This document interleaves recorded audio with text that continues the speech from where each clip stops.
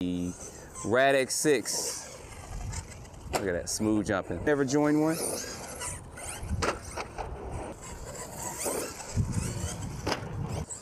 To see how these heavy duty pillow balls hold.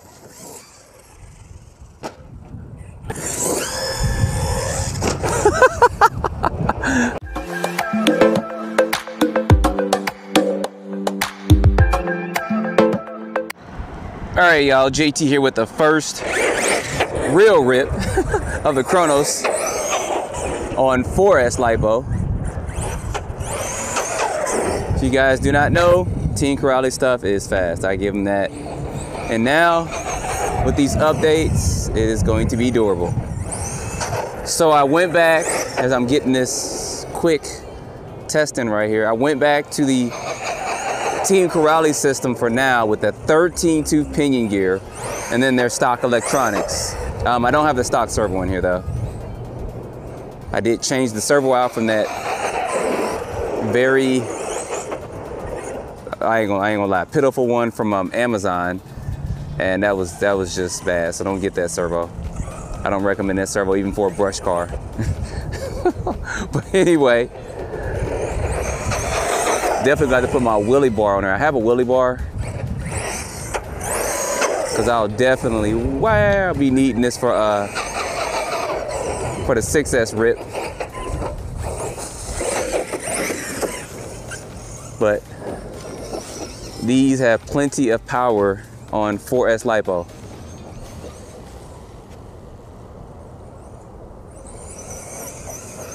Look at that. I believe I got in the mid to high 40s before, but we'll take it back out this weekend. It's Super Speed Saturday, so you guys stay tuned for that if you have never joined one.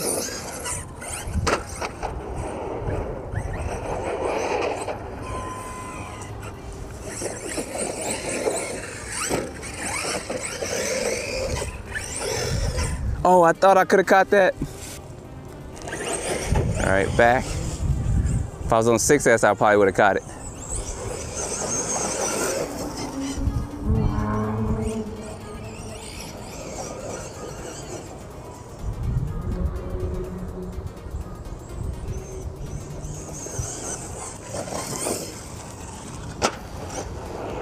Gonna be some chassis slapping going on today, y'all.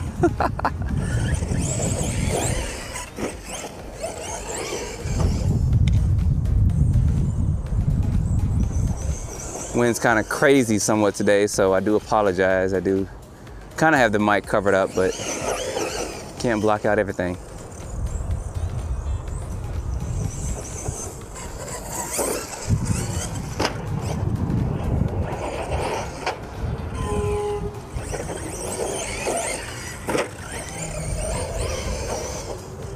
So I already know 6S is gonna be crazy.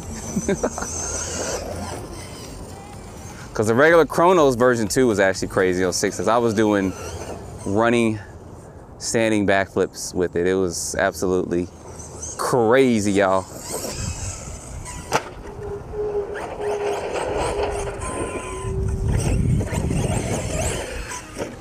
And I'm trying to run it out here and jump and land kind of hard out there to see how these heavy duty pillow balls hold up. Now I'm gonna say right there, the old ones probably would have popped right out. I ain't even gonna lie. So, because I've hit that jump before. I did it with the Punish, even though the tires were a little bit bigger, and they did pop. So, landing at particular angles like that is what kind of made them pop out.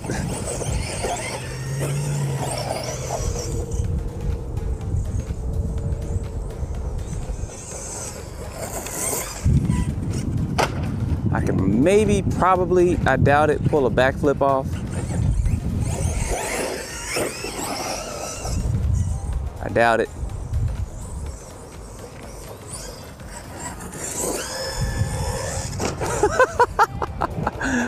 He was like the Skeeter doing it.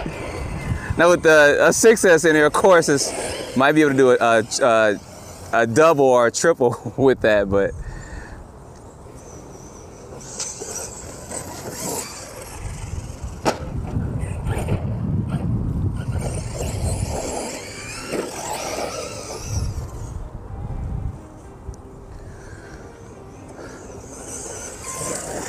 So my opinion of driving this,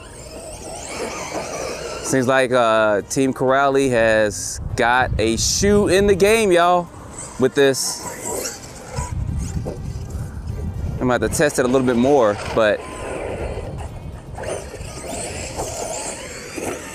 no steering blocks, they are beefier. I actually added some to my Radix 6 because I'm trying to kind of get it up to par to the TLR TT and the VS2 from Hobiyo when I get those running, because those are their top of the line buggies for each one of those companies. So I do want to make sure that the Radix 6, look at that smooth jumping. The Radix 6 is, you know, a little bit, got some upgrades on it a little bit. They do have an upgraded chassis. I'm thinking about getting forward in some shock towers, but I'm not sure just yet. I'm not sure if I want to shuck out 100. I think it's $194 for those pieces, but we'll talk about that in the coming days or weeks when I get on my Radix 6, because I do want to get that upgraded chassis and those shock towers for it. Unless Team Corrali comes up with an XTR, Radix 6, Python, Shogun, Punisher.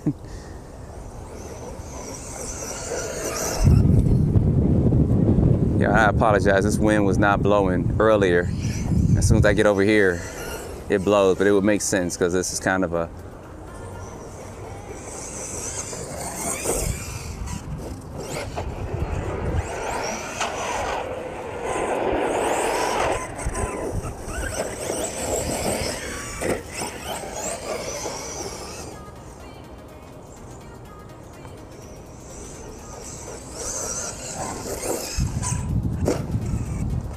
oh, I think I came unplugged. Let me go plug this back in. All right, y'all, so this has been an interesting day with running RC cars. First, I forgot my radio early, then I forgot the battery to run it. And then I had to go back and forth a couple times. I was doing 1,000,001 things while I was trying to get this running. And then see that my little soldering job, it just came loose. So I don't have, of course, a soldering gun with me, but that's gonna be a 4S run of this. I wanted to kind of run this on 4S and then do some 6S runs too, all in the same video. But because of this right here, this actually came loose. So I'm gonna have to resolder that a little bit later on tonight. And I did look at this, I did see some solder here and there, so they're on the chassis. But this held up. I did a couple of jumps that probably would have had the previous version, those pillow balls pop out. So I think that they got a winner now going forward. If they can do some of these upgrades to their other models, like putting the heavy duty steering blocks on there and this tower to tower braids, they probably won't do the 7075 chassis and shock towers. I think we will be good. So anyway, guys, I will get this soldered. I will get this out tomorrow, and I will, that's crazy. I will run this on 6S, and then we'll get this ready for a super speed Saturday. I think it's in the mid 40s on 4S. It might be up to the high 40s, and then on 6S it was crazy. But I will try to run it stock out the box on 6S without changing the tires out. I might go to a bigger area just to see if we can actually get up to full speed or not, just to see what kind of speeds we get. So anyway, guys, put your comments down below. Good job, Team Corrali. You guys got a winner thus far with this one and the Skeeter. So we'll see some possible updates with their other vehicles, but we will be getting this back out and running it soon. So don't forget to like, subscribe, and stay tuned for more videos. Thanks for watching.